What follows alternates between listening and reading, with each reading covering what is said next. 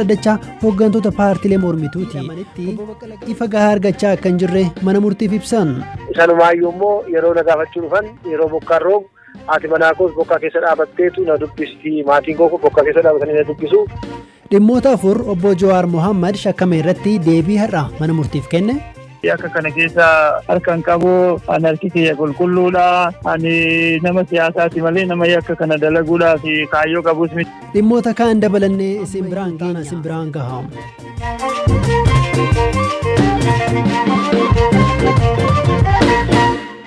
Mariin Itoophiyaa, Masrii fi Sudaan jaarsummaa gamtaa Afrikaa fi kaaniin dhimma hidha Abbayyaarratti taasisan gaafa wixataa milkii malee xumurameera. Masrii fi Sudaan waliigalteerra osoo hin gaamin Itoophiyaan bishaan guutuu akka hin eegalle ibsaa turan. Itoophiyaan gama ishiitiin bishaan guutuun waliigaluu waliin qabatu jechaa turte. Dhiyeenya Itoophiyaan hidhaa guutuu eegalteetti gabaasni jedhu erga dhaga'amee booda immoo biyyoonni kun yaaddoo isaanii ibsaniiru. Daraartuu Amaloo gabaasa qabdi. Miidiyaan biyyaalessaa Itoophiyaa EBC'n roobii kaleessaa ministeerri bishaanii jallisii fi enerjii Dr. Silashii Baqqalaa eeruun Itoophiyaan ifatti hidha kana bishaan guutuu eegalti jechuun gabaasee ture.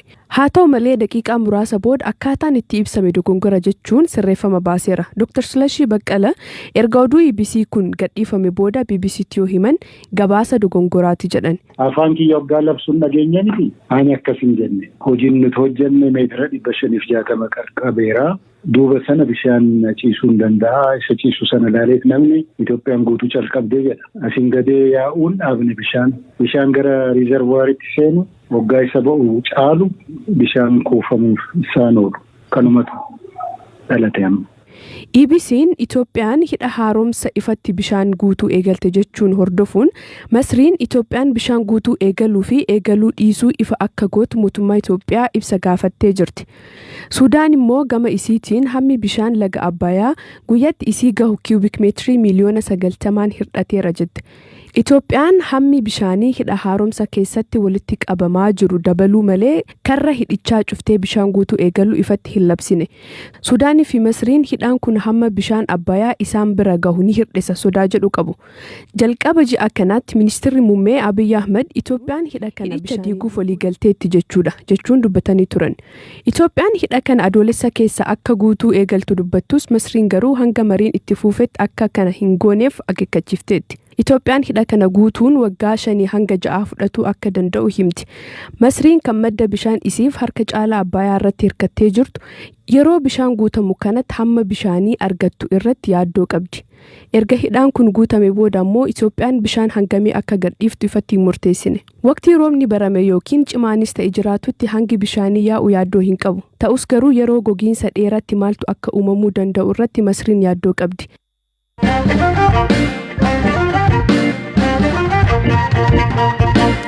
Filannoo addatti taasisuuf kan kaayyeesse naannoon Tigraay guyyaa irraa qondaaltota koomishinii filannoo muudeera. Haa ta'u malee seera filannoo baasuu keessaa fi miseensota koomishinii filannoo filuu keessatti paartileen mormitu haalaan hin hirmaanne jechuun paartiin Saalsaay Wayyaana Tigraay komateera. Durataan paartichaa Hayyaaluu Godifaayi qollifamneerraa jedhu. እነዚህ ሰዎች ጥሩ ናቸው መጥፎ ናቸው ስራውን ያስፈጽማል አያስፈጽም የሚለው አይደለም ዋናው ነገር namoonni kun gaariidha badaadha filannoo raawwachiisuu danda'u yookaan hin danda'anii isa jedhu miti dhimmi ijoon adeemsa keessatti akka qaama qooda fudhatuu qabu tokkotti yaadni paartilee mormituu hin dhagahamne paartileen mormituu kan isaan hirmaatan erga labsiin qophaa'ee boodadha kuni dogoggora paartileen mormituu dokumanticha qopheessuu keessatti hirmaachuu qabu turani lammaffaa erga labsiin qophaa'ee booda yaadni kennine fudhataman arganne koomishinii filannoo keessa dhaabbilee siivilii ogeessota seeraa barsiisota yuunivarsiitii irraa namootni akka seenan yaada dhiyeessinee turre garuu fudhataman arganne labsiiwwan fedhii paartii tokkoon kan qophaa'anidha paartileen mormituu baay'ee hin dhagahamne osoo kun ta'ee jiru abaluun gaariidha badaadha jedhanii dubbachuun gaarii miti sababni isaas adeemsichi nu qollifateera ጥሩ አይደለም ምክንያቱም ፕሮሰሱ አግላይ ነበር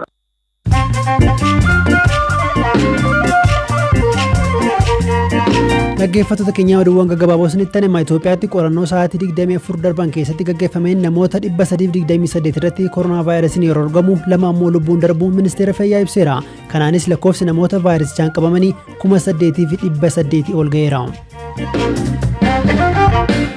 Ruwaandaan ji'a afur booda manneen amantiitti argamanii kadhannaa gaggeessuu eeyyamte. Haa ta'u malee daa'imman ganna 12 gadii bakka kadhannaa hin deeman kennaan qarshiis dhorkameera. Qondaalli poolisii olaanoo akkasumas abbaan alangee olaanaa Zimbaabuwee doolaara miiliyoona 1 malaammaluun to'annoo jala oolan jechuun gaazexaan mootummaa biyyatti Zaheeraal jedhamu gabaase. Kan itti shakkamanis lafa gurguruuni. Pireezidaantii Maalaawii dhiyeenya filamanii aangootti ba'an Laazaarus Chaakweeraa lammiileen biyyattii tatamsa'ina koronaa vaayirasii dhaabuu fi dhiibbaa dhibichi biyyattii irratti uumeef soomaaf sagadaan akka waaqa kadhatan gaafatan.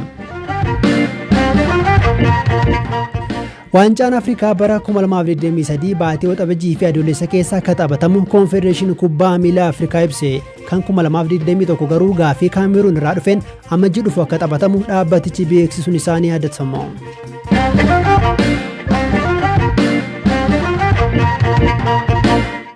Guyyaa irraa jecha Haacaaluu hordofee qondaaltonni paartii mormituu garaagaraa shofeerota eegdotaa fi kaan galmee 6 jala jiran mana murtiitti dhiyaataniiru.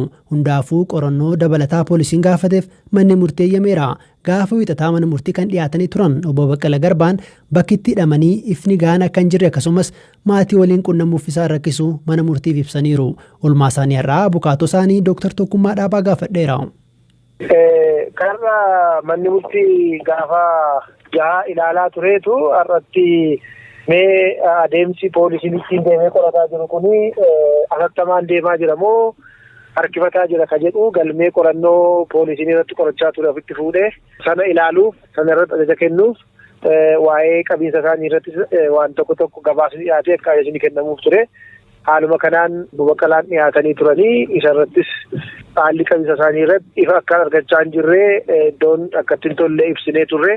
Sanaaf poolisiin ammas irra deebi'ee haala qabiinsa isaanii irratti of eeggannoo guddaadhaan iddoo akka ifa argachuu danda'an maatii isaanii akka itti siqeenyaan fageenya koronaa dabarsuu hin dandeenye qofa irratti ta'anii akka arguu danda'an isaan immoo meetira 30 amma 50tti malee haadha manaa koos maatii koos natti butaan jiran kan jedhu iyyatanii sanumaayyuu immoo yeroo na gaafachuu dhufan yeroo bokkaan roobu haati manaa koos bokkaa keessa dhaabatteetu na dubbisti maatiin koo bokkaa keessa dhaabatanii na dubbisu haalli nu mijanne kan jedhudha. Poolisiin garuu lakki haala gaariin jira jedhee manni murtii immoo eega bitaan mirga dhaga'ee kana fooyyessitanii gabaasa akkanaa dhiyeessitanii jedhee ajaja laate jechuudha. Kanaafis ammas mee qorannoon itti fufee ala waan jedheef poolisiin waan jedhamu kanaaf qorannoon akka taasifamuuf guyyaa 11 dabalee kennee jechuudha. Tole jawaarfaa dabalatee obbo Baqaalaan fa'ii gamoo jalatti akka hidhaman underground isa jedhamu jechuudha. Dubbachuun isaanii dhaga'amaati. Wanni sun ijaarsuma manichaatu akkasii moo sababa addaa qaba? Hayyee nuyi akka ilaalletti iddoon sun iddoo hidhamaan itti turu jedhamee akka qophaa'e nutti hin fakkaatu. Garuu ammaaf isaan sababa dhukkubaafis isaaniinis nageenya isaaniif jennee itti geessina jedhu. Egaa hidhamaan tokko yeroo hidhamu bakka itti gahaan jirutti bakka foddaa qabutti inni istaandardii qaba addunyaa irratti namoonni hidhaa tokko maal qabaachuu qabu. Kana hin qabu kan jedhudha falmiin keenya isaan immoo guutaa jirra ammatti kan achi keessinee fi nageenya isaanii fi isaan immoo ni guutna kan jedhu fakkaata. Garuu har'aaf manni murtii akka ifa argatan ajaja kenneera. Akka argatan maal akka dubbisan waan guutamuu fi qabu guutamuu akka qabu. Galmeewwan biroo guyyaa irraa manni murtii ilaalee keessaa kan Dajanee Xaafaa, Arafaat Abubakar, Addisuu Burqaa fi kan Hamzaa Booranaa keessa jiru. Obbo Dajaneen Oromiyaatti hidhamuu isaanii ibsanii guyyoota 10f mana murtiitti akka hin dhiyaanne guyyaa irraa ibsaniiru. Eegdonni Jawaar immoo galmeewwan garaa garaatti dhiyaatan. Galmee obbo Dajanee jala kan jiran lammiin biyya alaa Mishaa Adam imbaasii isaanii qunnamuu rakkachuu isaanii guyyaa irraa ibsaniiru. Abukaatoon biraa dhimma obbo Jawaar hordofan immoo obbo Tuulii Baay'isaadha. Waan poolisiin Jawaar irratti dhiyeesse akkanaan himu. Har'a poolisiin kana dura guyyaa naa kenname keessatti qorannoo adda addaa geggeessee jira. Sanadoota adda addaa manaa fi waajjira keessaa qabadheen jira. Elektirooniksii adda addaa qabeen jira. Isa kana qorannoodhaaf ergeen jira. Meeshaa waraanaa kilaashii 10 ciicii tokko shugguxxii akkas hedduu kana qabeetan jira. Jarri kun hayyama qabu moo hin qabani kan jedhu poolisiin Oromiyaa sun tokko du'ee jira kan jedhan suni rasaasa kamiin kan du'e ta'uu isaa qorannee foorensikiidhaan mirkaneessinee jirraa kan jedhu dhiyeessee gara fuulduraatti ammoo hojiin hojjedhu baay'ee naaf waan ta'eef yeroon dabalataa guyyaan 14 naaf haa kennamu jedhe. Rasaasni sun kan eenyu akka ta'e mirkaneessuu isaa dubbatee kan eenyu ta'e? Kan eegdota jawaariin dhukaafame ta'uu isaa mirkaneessee jira foorensikiidhaan jedha kun ragaadhaan mana murtiitti hin dhiyeessine afaanumaan dubbatan. Guyyaa meeqa eeyyamaniif qorannoo dabalataaf? Jawaariif gaafa 29 torba 2020 yookaan gaafa 22 11 2012tti beellamaniin. Jawaar Mohammad waan dubbate qabaa dhaddacha irratti? Jawaar himannaa irratti dhiyaate kaaniif deebii kennee jira. Ani akka kana keessa harkaan qabu ani harki kiyya qulqulluudha. Ani nama siyaasaati malee nama yakka kana dalaguudhaaf kaayyoo qabus miti yaada isaayyuu hin qabu. Kana dura naashinaalitii ana dhoowwatanii yeroo meeqa ana deddeebisaa turanii ergan immoo namummaa kan Ameerikaa ergan dhiisee kan biyya kanaa fudhadhee siyaasitti ammoo siyaasa akkan hin hojjenneef siyaasa keessaa na baasuudhaaf kan shira xaxamedha malee ani kana keessa gocha tokkoyyuu hin qabu jedhee jira obbo Jawaar. Isaan alatti gamoo jalatti hidhamuu isaanii maatiin dubbatanii turan tarii kobii akkasii mana murtiif dhiyeesseera manni murtii yoo kanarratti waan deebisu qabaa? Gamoo beezmentii jalatti hidhameen jira. Maatiin kiyya meetira 30 hanga 40 yookaan 40 hanga 50 fagaatu irratti dhaabatee dubbatu. Maatii kiyya ijaalaalee adda baasuu hin dandeenye. Abukaatota kiyya wajjin bakka qorattoonni jiranitti kan wal dubbisaa jirru guyyaan illee guyyaa tokko na dubbisiisanii kanaa achi na dubbisiisuu didanii kanaafuu kun gahaa miti jedhee kaasee abukaatonni kanuma cimsanii kaasanii keessumaati mana ifa gahaa hin qabne keessatti nutti cufameeti oolaa sa'aatii 24 keessatti yeroo lama qofa mana fincaaniidhaan ganama sa'aatii 12 fi galgala sa'aatii 12 irratti jedhanii komii kaasanii turanii qorattoonni kun sirrii miti dhugaa miti wanti isaan kaasan kun jedhanii manni murtii garuu haala mirga namummaa kabachiisuu danda'uun akka qabdanii beellama ittaanu irrattis kana fooyyessitanii dhufuu keessan gabaa sanaa dhiyeessitu jedhee ajaja kennee jira. Wantoota afuriin shakkamuu isaanii ibsaniittu tarii wantoonni ijoo ta'an maali? Arfan kun tokko reefa uguruudha. Lammaffaan yaalii ajjeechaa hooggantoota olaanoo mootummaa naannoo Oromiyaatti. Sadaffaan sabaaf sablammii walitti buusuudha. Arfaffaan poolisii du'e sana hidhoota keessatti ajjeesee sintuu ajaja kennee kan jedhudha. Kan Hamzaa maaltu ta'e mana murtiitti? Kan Hamzaatiif kan obbo Jawaar tokkumadha. Gaafiin garaagarummaa waan tokko wanti qabu hin jiru. Deebiin poolisiillee tokkuma ture manni murtiillee ajajuma wal fakkaataa kenne galmeeti gargari malee tokkumadha wanti garaagarummaa hin qabu. Kabiraa shugguxiin harkatti qabamuu poolisiin ibsee ture dhaddacha irratti. Makiina obbo Hamzaa keessaa shugguxii 2 qabannee jedhan. Hamzaan kan jedhu immoo shugguxii tokko anayyamanitti qaba.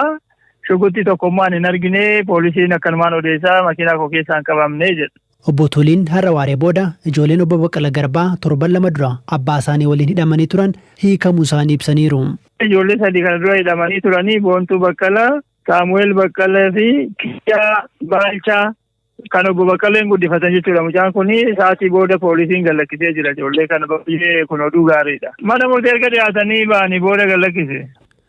Dhaggeeffattoota keenya gama kaaniin immoo qondaalli paartii mormituu obbo Iskindir Naggaallee guyyaadhaa mana murtiitti dhiyaataniiru. Poolisiin maaliin akka shakke yeroo ibsu sabaaf saba akkasumas immoo amantaaf amantaa walitti buusuuf dargaggoota gurmeessuun maallaqa kennuun hanga ammaatti miidhaan qabeenyaa birrii miliyoona 54 ta'uu akka ga'u taasisuun lubbuun namaa akka darbuu fi miidhaan qaamaa akka ga'u taasiseera jechuun shakkuusaa ibseera. Himannaa kanaafis poolisiin ija baatota 20 ta'an irraa ragaa walitti qabuusaa kan inni ibse. Gama kaaniin immoo Iskindir deebii kenneen erga gaafa guyyaa to'annoo jala oolee booda poolisii federaalaan reebichi irra ga'uusaa ibseera. Manni murtiis beellama dabalataatti kan inni qorannoof eeyyame. Dhaggeeffattoota keenya sagantaan BBC Afaan Oromoo kan kamiisa galgalaa kanumaan xumurameera. Sagantaa kana kan isinii qopheessitee Firaafolee Dhugaasaadhaa kan isiniif dhiyeesse ammayyuu taanaadhaa booroo walitti deebinaa halkan gaarii.